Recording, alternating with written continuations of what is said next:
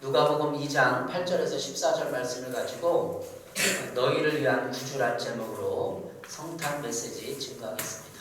성찬절을 맞이한 하나님의 메시지는 너희를 위한 구주입니다. 오늘 누가복음 2장에 나오는 이 목자들의 예수 탄생 소식에 대한 이야기가 있습니다. 요즘에 성탄절을 주의 깊게 보면 성탄절의 모습이 많이 변한 것 같습니다. 예전에는 연말 연시 또 성탄절이 되면 많은 사람들이 즐겁고 기쁘고 캐럴송도 많이 나왔는데 요즘에는 캐럴송도 안 들리는 것 같고 또 조용하고 또 성탄 전에 가면 식사하는 사람들만 있습니다. 좋은 모습도 있지만 어떻게 보면 성탄절에 대한 기쁨과 이런 것이 부족하지 않나 생각이 됩니다. 여러분 기쁘십니까? 성탄절을 맞아서 진짜 여러분의 영혼이 기쁘고 뒤돌아볼 만한 내용이든지 살펴보도록 하겠습니다. 또 예전에는 사역자로서 또 교회에서 바쁜 일정을 보냈는데 또 개척교회를 하고 작은 교회를 하다 보니까 좀 더 여유로운 것 같습니다. 그러면서 더 우리가 말씀을 깊이 묵상하고 성탄절의 의미를 생각해보게 되는 것 같습니다. 여유 가운데 진짜 성탄절의 진정한 의미를 생각해 이렇게 보게 된 것 같습니다.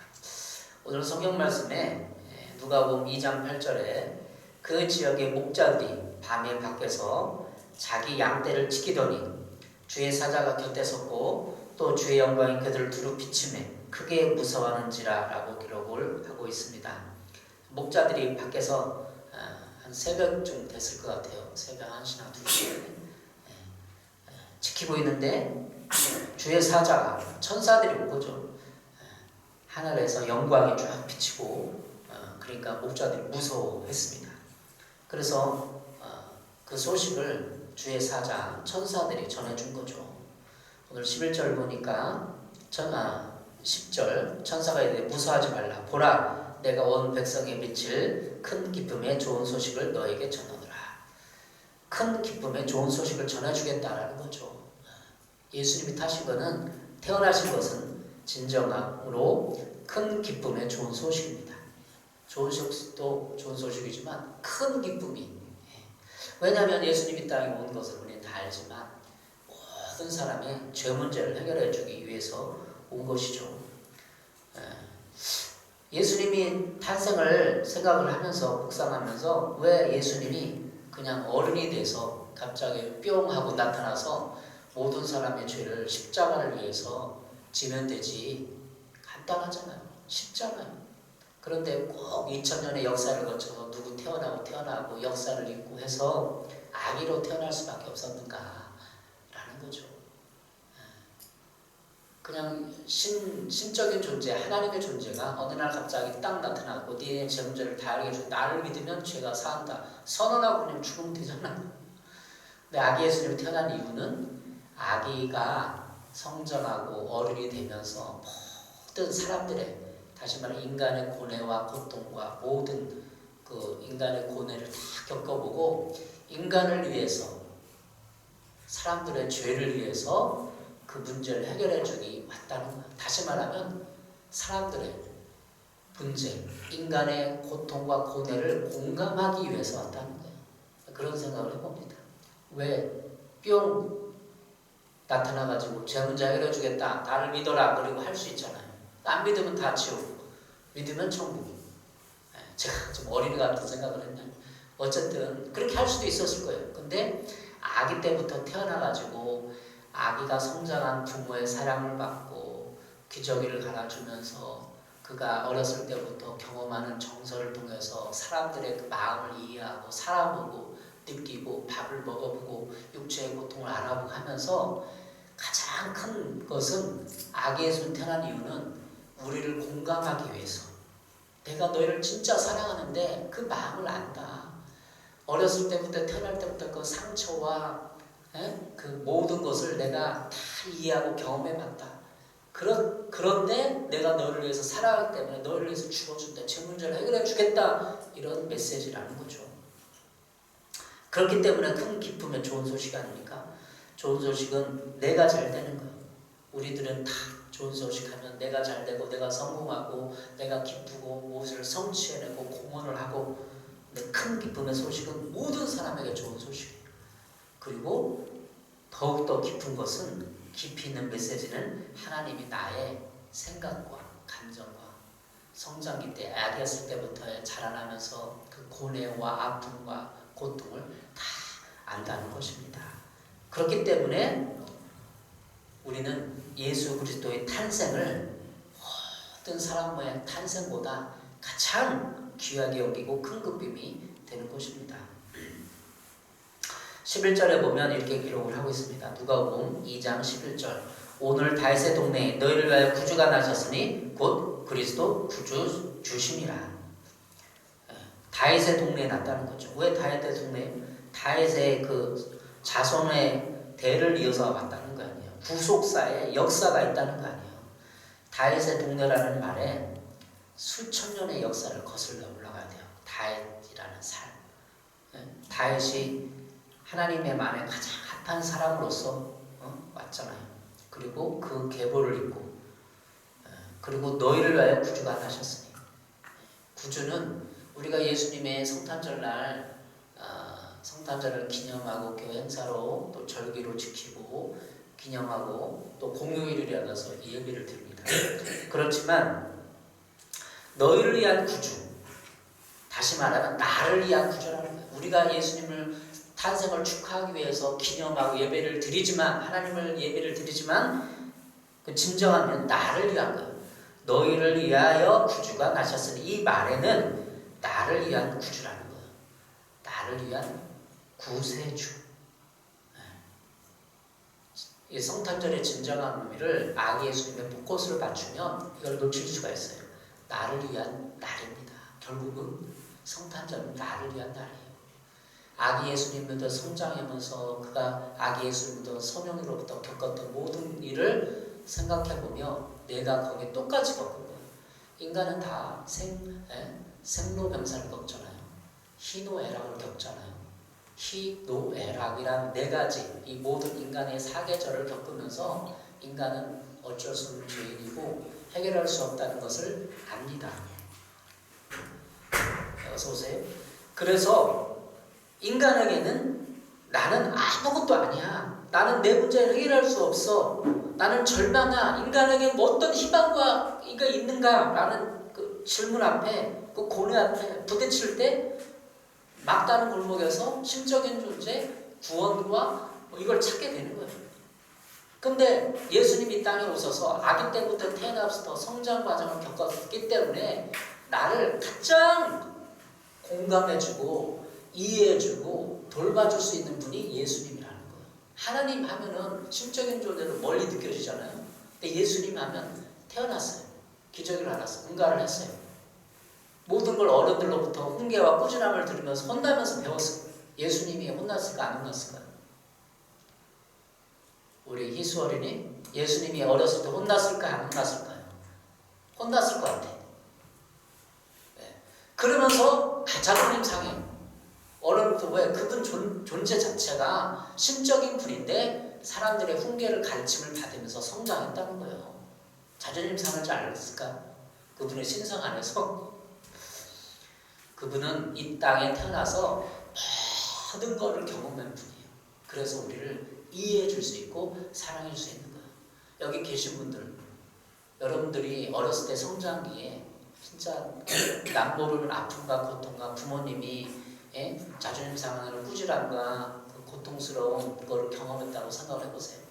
그럼 예수님은 그보다 2배, 3배는 더 경험했어요. 왜?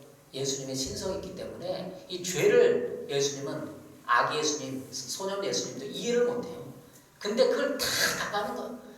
마귀들이 공격해온 어렸을 때부터 예수님이 공생에 30살 때부터 딱 공격해왔을까요? 아니에요. 마귀는 그때부터 알고 어린 예수를 공격하는 거예요. 이렇게. 죄성을 부추기는 거예요. 가족들을 향하여, 사람들을 향하여. 요셉과 마리아가 거룩한 사람이기도 하지만 성경에 그렇게 순수하고 거룩하다고 했잖아요. 죄성이 없었을까요? 내적 치유를 말씀을 적용하니까 여기까지는 요셉과 마리아 부부싸움 했을까 안 했을까? 그런 죄성 가운데 다 태어난 거 예수님은 그걸 다 이해하고 인간을 이해하고 공감하고 너희를 위한 이 구세주를 받아들이십시오. 나를 위한 구세주구나. 예수님 나를 공감해주기 위해서 아기 예수로 태어났구나. 이것이 결론적인 메시지입니다. 우리 아이가 태어났을 때 저 의정부 산부인과에서 태어났는데 그때 제가 우리 아이가 태어났을 때를 기억해요. 너무나 기쁘고 설레요. 막 운전을 하고 가는데 불안하기도 하고 어떻게 사고 날지도 모르는 불안함도 태어났을 때 너무나 기쁘고 설렘과 감격이 있었어요. 그리고 우리 아이를 위해서 가족들이 저 멀리서 한 100km, 200km 달려와가지고 축하금을 주고 가고 지금 우리 아이가 태어났을 때 기억을 하는 거예요. 예수님이 태어났을 때는 오버랩 되면서 우리 아이가 태어났을 때도 제 마음이 이렇게 기쁘고 행복한데 하나님 아버지가 예수님이 자기 아들 아니에요. 독생자가 딱 태어났을 때 이 여기에 대한 기대와 그 설렘과 감격이 하나님 아버지가 있었을까 없었을까? 있었죠. 아기 예수님이 태어났을 때 우리는 다 아기 예수님 유황과 모략과 목자들만 기억하는데 하나님 아버지는 얼마나 기뻤을까? 하나님 아버지는 더 기뻤어요. 제가 그걸 느꼈기 때문에 우리 아이가 태어난 것을 보면서 설레고 막 눈물 나고 그런 걸 경험했기 때문에 하나님 아버지가 이 땅에 태어난 아기 예수를 보면서 내 아들이라 하면서 그를 비추고 천사들을 동원하여 그를 돌보고 사람들에게 감동을 주고 하나님의 일하심, 하나님의 감격하심을 느낄 수 있는 것입니다. 하나님은 할 수만 있다면 미역을 끓여가지고 마리아에게 줬을 것 같아요. 모든 할 것은 다 했어요. 하나님 아버지께서. 하나님 아버지는 아기 예수님이 태어났을 때 동방박사 모든 감동을 주고 목자들 그 시대에 메시아를 기다리는 모든 사람들에게 다 나타나서 메시지를 선포하고 그들을 위로하고 너희를 위해서 천사들을 동원해서 천사의 메시지를 주고 할 일을 다 하신 분이 하나님 아버지예요. 얼마나 위대하신 분입니까? 2000년 수천 년의 역사를 기다리면서 다윗을 준비하고 다윗의 자손으로서 그 동네에 태어나게 하시고 그 시대의 주변 사람들의 모든 감동을 다 주시고 그들을 경배하게 하고 꼭 필요한 거 황금과 유약을 모략을 드림으로 말미암아 예수님이 만왕의 왕임을 선포하는 거예요. 왕권을 가지신 분을 선포하는 거 아니에요. 그의 사역을 동방박사의 세 가지 예물로 표현하는 거 아니에요. 그래서 그 예물을 받으시고 예물을 통해서 아기 예수님이 할 일 세 가지를 사명을 감당하셨던 것입니다. 아기 예수님은 온 세상의 구주가 되시기 위해서 태어나신 사명이 있는 분이 여러분의 사명은 무엇입니까? 오늘을 맞아서 생각을 해보겠습니다. 예수님께서 고린도전서 11장 24절부터 26절에 이렇게 기록하고 있습니다. 축사하시고 때에 이르시되 너희는 위하여 이것은 너희를 위하는 내 몸이니 이것을 위하여 나를 기념하라 하시고 19에 또 그와 같이 잔을 가지시고 이르시되 이 잔은 내 피로 세운 새 언약이니 이것을 행하여 마실 때마다 나를 기념하라 하셨으니 예수님은 자신의 몸과 피를 새 언약이라고 하면서 기념하라 하신 거예요. 예수님이 이 땅에 태어난 것은 결국은 내 몸과 내 피를 많은 사람들을 위해서 주기 위해서 태어난 거예요. 이것이 사명이에요. 예수님은 왜 태어났다고 말구간에 예수님의 몸과 피를 많은 사람들을 죄를 위해서 주기 위해서 태어난 거예요. 고린도서 11장 29절 너희가 이 떡을 먹으며 이 잔을 마실 때마다 주의 죽으심을 그가 오실 때까지 전하는 것이니라. 주의 죽으심을 전하는 거예요. 다시 말하면 예수님이 이 땅에 오신 목적은 예수님의 몸과 피를 많은 사람들을 위해서 희생하기 위해서 죄를 사하기 위해서 오신 분입니다. 제물이 되기 위해서 오신 거예요. 예수님의 출생과 죽음을 생각을 해보았습니다. 오늘 예수님의 탄생을 축하하고 기념하고 또 근본적인 것은 나를 위한 주님이다. 이 공휴일은 진짜 예수님을 위한 출생을 축하해주고 기념하는 날이기도 하지만 나를 위한 날이다. 예수님이 나를 사랑하셔서 내 어렸을 때부터 인간의 모든 겪었던 것을 내가 스스로 공감하기 위해서 그 사랑을 전하기 위해서 왔다는 것을 기억하시기 바랍니다. 누가복음 2장 14절 지극히 높은 곳에서는 하나님께 영광이요 땅에서는 하나님이 기뻐하신 사람들 중에 평화로다. 하나님께 영광이요. 높은 곳에는 아까 말씀드렸지만 하나님이 그 시대에 동방박사, 마리아, 요셉, 목자들, 또 안나, 또 성전에서 기도하는 사람들이 나타나고 예수님 현현하시고 그들 얘기하셨잖아요. 가장 큰 것은 하나님이 기뻐하신 거예요. 내 아들이다. 내 아들이 태어난 것을 내가 기뻐하고 이 아들이 해야 할 일을 보면서 하나님의 영광을 받으신 거예요. 지극히 높은 곳은 하나님께 영광이에요. 땅에서는 하나님이 기뻐하신 사람들 중에 평화로다. 우리는 우리의 인생을 살아가면서 우리의 출생을 생각을 해봅니다. 내가 어떻게 태어났는가, 왜 위해서 태어났는가, 이것이 사명이에요. 예수님은 사람들의 죄를 위해서 태어났는데 여러분 왜 태어났습니까? 이 땅에? 성탄절이 그걸 생각하는 날이에요. 그냥 축하하고 기뻐하고 끝나는 것이 아니라 나는 이 땅에 왜 태어났는가, 무엇을 위해 태어났는가 생각하는 시간입니다. 너희가 먹든지 마시든지 무엇을 하든지 다 하나님의 영광을 위하여라. 고린도서 10장 31절입니다. 하나님의 영광을 위해 태어났습니다. 하나님의 영광을 위해 살아갈 존재입니다. 그리고 이 땅에 평화가 있는지 뒤돌아봅니다. 내 마음속에 평화가 있는지, 우리 교회에 평화가 있는지, 이 한반도 대한민국에 평화가 있는지, 오늘 성탄의 메시지는 그것입니다. 하나님의 나라가 이루고 같이 이 땅에서 이루어지기 위해서 기도하고 내 안에 평화를 주십시오. 내 마음에 감사를 주십시오. 올 한 해를 마무리하고 연말인데 성탄절인데 내 마음에 평안이 없습니다. 평안을 주십시오.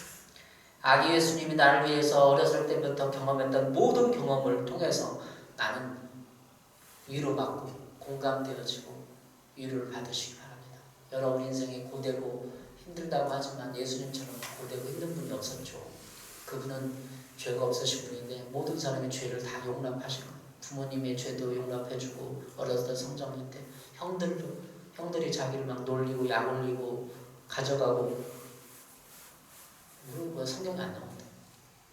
하여튼 제가 말하고자 하는 것은 예수님은 죄 가운데 태어났다는 거예요. 말구육과는 가장 지저분하고 더러운 죄 가운데 태어나서 죄를 한 톨이라도 없는 분인데 죄를 이기고 그걸 견뎌내기 위해서는 고통이 따른다는 거예요. 죄를 보면서 눈 감아주고 이해해주고 사랑해주고 긍휼을 베풀기 위해서는 얼마나 많은 고통이 필요합니까? 우리가 우리 주변의 사람들을 이해해주는 것도 얼마나 힘들어요. 우리 아이 키우는 것도 얼마나 힘들어요. 말 안 들을 때 얼마나 힘들어요. 그럴 때 하나님은 여러분을 이해하십니다. 성탄절은 그런 날입니다. 여러분이 이 땅에 태어난 목적을 생각을 해보고 큰 기쁨으로 성탄절을 기념하며 축하하며 동시에 여러분의 죄인된 모습을 하나님이 발견하고 다시 하나님이 나를 위해서 하신 일을 감사하는 날입니다. 감격하는 날입니다. 여러분의 성탄의 기쁨이 있기를 바라고 오늘 왜 태어났는지 예수님이 태어난 출생을 보면서 여러분도 그런 질문을 던져보시기 바랍니다. 기도하겠습니다. 사랑해 주님, 너희를 위한 구주, 다시 말하면 나를 위한 구주를 받아들입니다. 나를 위해서 어렸을 때 경험한 좌절과 실망과 고통과 외로움과 이 모든 것을 공감해 주기 위해서 아기 예수님이 태어나신 것을 이해하고 받아들입니다. 또 오늘 성탄절을 맞아서 내가 왜 태어났는지 왜 살아가는지도 아버지 발견케 하여 주시옵소서. 예수님의 이름으로 기도했습니다. 아멘. 찬송가 122장입니다. 저거 좀 꺼주세요. 성도